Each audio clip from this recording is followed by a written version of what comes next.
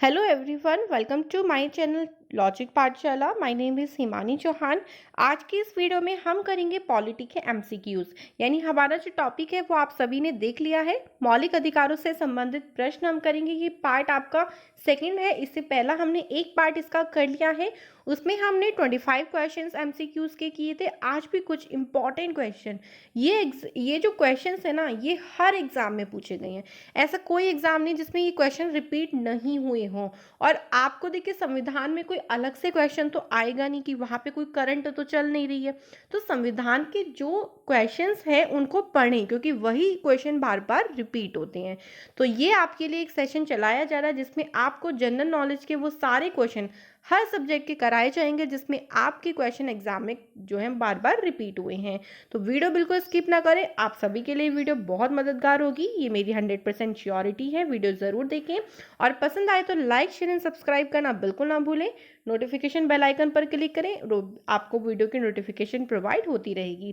Part 1 का जो link होगा मैं डिस्क्रिप्शन बॉक्स में दे दूंगी। बाकी एमसीक्यूज के जो प्लेलिस्ट है, आप प्लेलिस्ट ओपन करें मेरे चैनल की, वहां से आप बाकी अदर सब्जेक्ट्स भी देख सकते हैं। स्टार्ट करते हैं। तो देखिए, आज का हमारा फर्स्ट क्वेश्चन क्या है। फर्स्ट क्वेश्चन ये पूछा गया है, प्रारंभ में कितने मौलिक अधिकार दिए गए थे। यानी जब संविधान का निर्माण हुआ था, उसके बाद जब मौलिक अधिकार उसमें जोड़े गए थे, तब कितने मौलिक अधिकार थे। तो प्रारंभ की अगर बात करें तो प्रारंभ में 7 मौलिक अधिकार थे। ये कंफ्यूज नहीं होना, मैं आपको यहाँ पे थोड़ा सा बता दूं इसके बारे में। देखिए, 7 मौलिक अधिकार जोड़े थे, लेकिन वर्तमान में कितने हैं? 6 हैं। एक अधिकार को 44वें संविधान संशोधन 1979 के द्वारा संपत्ति का जो अधिकार है उसको हटा दिया गया है। तो अब 7 की जगह वर्तमान में कितने मौलिक अधिकार हैं? 6 मौलिक अधिकार है। ये भी ध्यान रखना है कि कौन से संविधान संशोधन से हटाया गया है। 44वें संविधान संशोधन से उसे हटाया गया था। अब ये 6 के 6 मौलिक अधिकार एक बार मैं आपको रिपीट करा देती हूँ, आप थोड़ा सा रिवाइज हो जाएगा।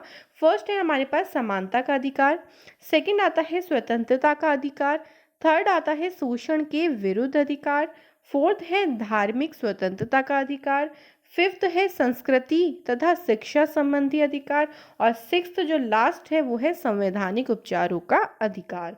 तो प्रारंभ में 7 मौलिक अधिकार थे, लेकिन वर्तमान में 6 मौलिक अधिकार हैं। तो क्वेश्चन एग्जाम में आपको बहुत ध्यान से पढ़ना है कि पूछा क्या गया है। नेक्स्ट क्वेश्चन देखें, संविधान के किस धारा के अंतर्गत कोई भी व्यक्ति मूल अधिकारों के हनन का मामला सीधे उच्चतम न्यायालय में उठा सकता है। तो ये किस धारा के अंतर्गत है कि अगर आपके मौलिक अधिकार आपसे नहीं लिए जा रहे, आपके मौलिक अधिकार आपसे छीने जा रहे हैं, तो आप उसकी अपील कहाँ करोगे? सुप्रीम कोर्ट में करोगे, उच्चतम न्यायालय में करोगे, लेकिन किस धारा के अंतर्गत कहा गया है? तो इसे कहा गया है धारा 32 के अंतर्गत। ऑप्शन ए राइट आंसर है।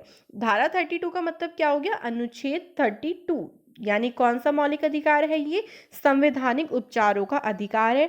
इसके तहत अगर आपको आपसे मूल अधिकार लिए जा रहे हो, छीने जा रही हूँ, उनका आपके ऊपर मतलब क्या, जैसे आपका स्वतंत्रता का अधिकार है तो उसको स्वतंत्रता आपको नहीं दी जा रही हो, तो आप न्यायालय में इस बात को उठा सकते हो। आप अपने हक की मांग न्यायालय में जाके कर सकते हो। और इसे क्या कहा गया है? संवैधानिक उपचारों का अधिकार, जिसे डॉक्टर भीमराव अंबेडकर ने भारतीय संविधान की आत्मा भी कहा है, क्योंकि ये संविधान जो है वो एक उपचार है।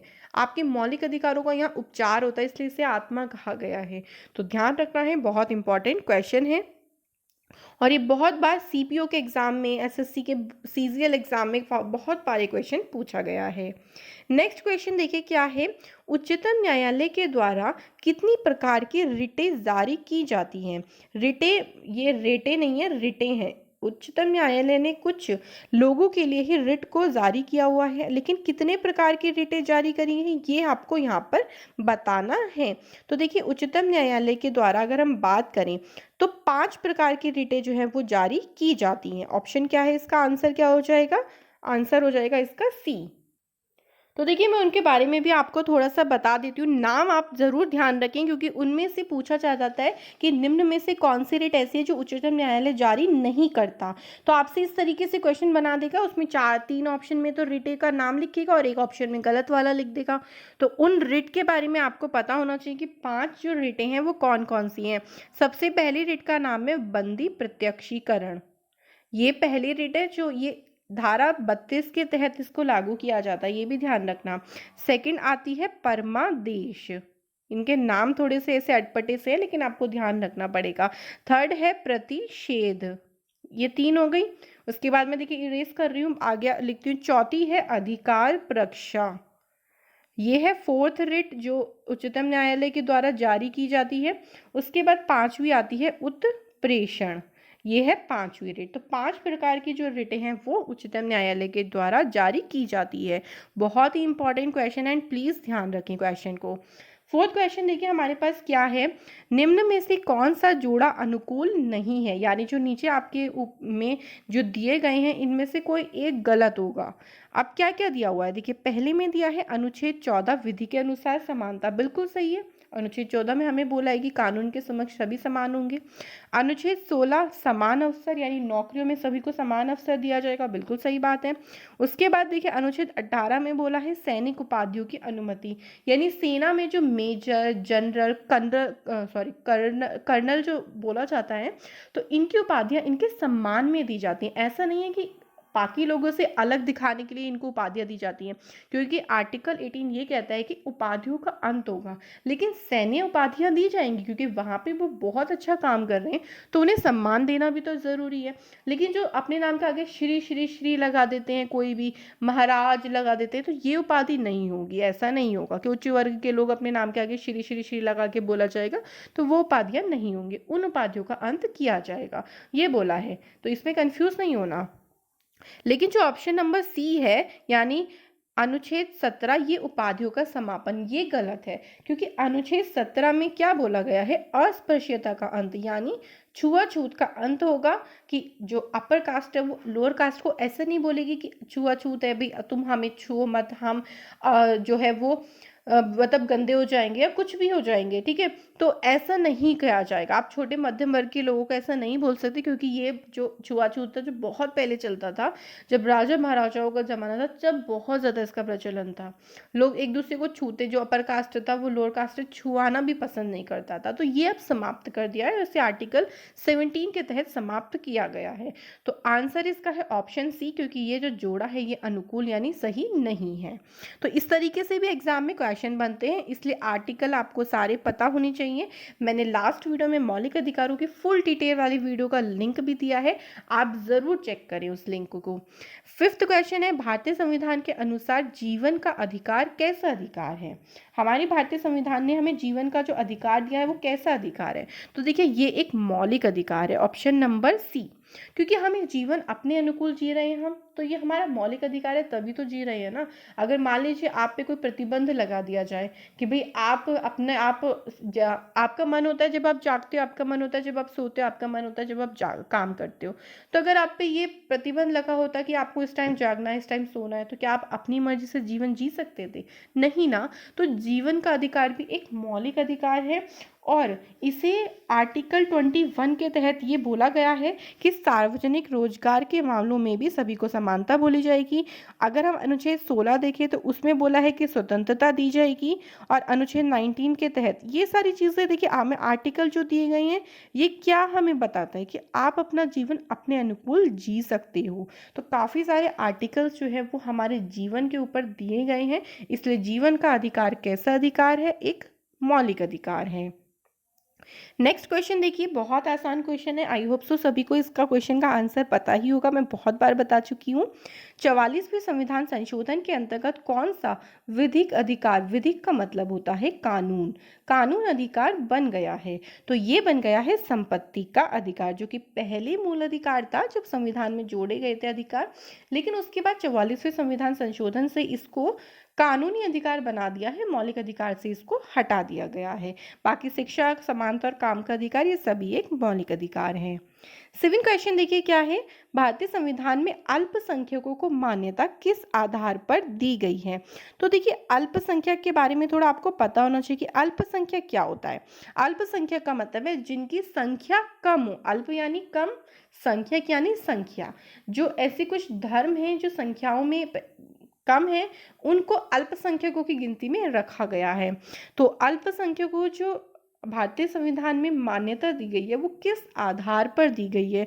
तो उन्हें दी गई है धर्म के आधार पर। ऑप्शन नंबर ए बिल्कुल इसका राइट आंसर है, धर्म और भाषाई आधार पर। अगर इसमें एक और ऑप्शन होता ना भाषा, तो ये दोनों ऑप्शन सही होते, इसलिए मैं आपको दोनों बता रही हूँ। इसमें भाषा नहीं है, इसलिए इसका आंसर सिर्फ धर्म है। लेकिन धर्म और भाषा के आधार पर जो अल्पसंख्यक है यानी माइनॉरिटी जो कम्युनिटी है, उनको जो है मान्यता वो दी गई है। इंपॉर्टेंट क्वेश्चन है बहुत ही ज़्यादा। काफ़ी बार ये एसएससी के जो 12th बेस पे क्वेश्चंस होते हैं ना, 12th बेस वाले लेवल के जो पेपर होते हैं ना, उनमें इसी टाइप के क्वेश्चन आते हैं, इसलिए मैंने आपके लिए सेशन चलाया है। 8th क्वेश्चन देखिए क्या है, मौलिक अधिकार निलंबित किए जा सकते हैं, यानी मौलिक अधिकारों को निलंबित करने का यानी उसको हटाने का अधिकार किसको है? तो देखिए मौलिक अधिकारों को निलंबन करने का अधिकार तो राष्ट्रपति के द्वारा है, ऑप्शन नंबर बी। लेकिन राष्ट्रपति अकेले इसको नहीं कर सकते, मतलब अपनी इच्छा से वो निलंबित नहीं कर सकते, उन्हें किससे परमिशन चाहिए होगी? संसद से। यानी जब किसी भी मौलिक अधिकार को हटाने का निर्णय लिया जाएगा, तो पहले उसे संसद के लोकसभा राज्यसभा सदन से पास होना पड़ेगा, तब जाके राष्ट्रपति उसे निलंबित कर सकते हैं। यानी अंत में अनुमति राष्ट्रपति की ही चाहिए, मतलब हस्ताक्षर तो राष्ट्रपति की चाहिए। लेकिन राष्ट्रपति ये नहीं कि मेरी मर्जी है तो मैं इस मौलिक अधिकार को हटा रहा हूँ, ऐसा नहीं कर सकते राष्ट्रपति। ओके, तो ये वाली इंफॉर्मेशन भी आपको ध्यान रखनी है। नेक्स्ट क्वेश्चन देखिए, 9 क्वेश्चन क्या है, भारत में मूल अधिकार के माध्यम से क्या सुनिश्चित किए जाते हैं? भाई जो हमारे मूल अधिकार दिए गए हैं, उनसे क्या सुनिश्चित होता है? समानता का अधिकार, शोषण के विरुद्ध अधिकार, संवैधानिक उपचारों का अधिकार, या फिर शैक्षिक। तो देखिए अगर हम बात करें इस क्वेश्चन में हमसे पूछा गया है, तो इसमें ये पूछा गया था कि मूल अधिकार किसके माध्यम से सुनिश्चित होते हैं, यानी मूल अधिकार का संरक्षक कौन है। अगर मूल अधिकार आपको नहीं दिए जा रहे तो आप कहाँ जाएंगे? तो आपको सभी को पता है कि वो कहाँ जाएंगे, आप सुप्रीम कोर्ट में जाएंगे, न्यायालय में जाएंगे। तो इसका मतलब उपचार करने जाएंगे ना, तो संवैधानिक उपचारों का अधिकार यानी मूल अधिकारों के माध्यम से हम सुनिश्चित करते हैं संवैधानिक उपचारों के अधिकार को। आप सुनवाई कर सकते हैं, आप कार्रवाई कर सकते हैं उच्चतम न्यायालय में, आप अपनी जो आवेदन है वो उसको रख सकते हैं। तो अनुच्छेद 32 के तहत जो मूल अधिकार हैं ये सुनिश्चित किए जाते हैं। तो ये इंपॉर्टेंट क्वेश्चन है, बिल्कुल ध्यान रखना है, क्वेश्चन सारे ही इंपॉर्टेंट है। लास्ट क्वेश्चन देखिए, मूल अधिकार के सारे मैं जितने क्वेश्चन है वो करवा चुकी हूँ। 10 क्वेश्चन में है, मत देने का अधिकार किस कोटि से संबंधित है? तो ये बहुत आसान है। देखिए मत आप कहाँ देते हो? आप जब पॉलिटिक्स होता है, जब राजनीति होती है, जब चुनाव लड़े जाते हैं, तभी तो मत देते हैं। तो फिर मत देने का अधिकार कैसा अधिकार है? एक राजनैतिक अधिकार है।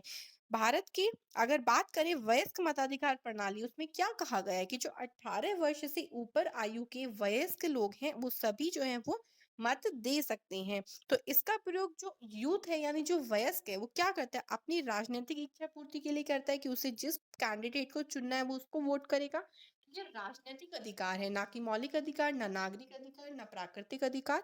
क्या है? ये एक राजनीतिक अधिकार है। बहुत इंपॉर्टेंट क्वेश्चन है, बिल्कुल आपको इस क्वेश्चन को ध्यान में रखना है।